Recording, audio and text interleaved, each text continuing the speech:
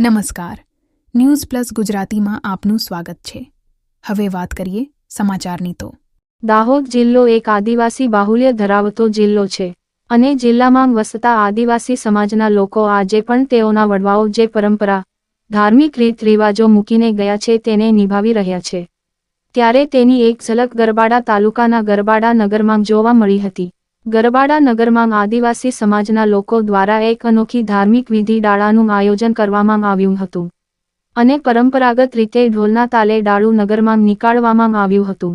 સામાન્ય રીતે આ ડાળાની વિધિ સમગ્ર તાલુકામાં વસવાટ કરતા આદિવાસી સમાજના લોકો પોતાની માનતા પૂરી કરવા, અટકેલા કાર્યો પૂર્ણ કરવા, બીમારી દૂર કરવા તેમજ ઇન્દ્રદેવને પ્રસન્ન કરવા યથાશક્તિ ડાળા કરાવવાની બાધા લેતા હોય છે અને જે ડાળાની વિધિ પોતાની સગવડ પ્રમાણે પૂર્ણ કરે છે।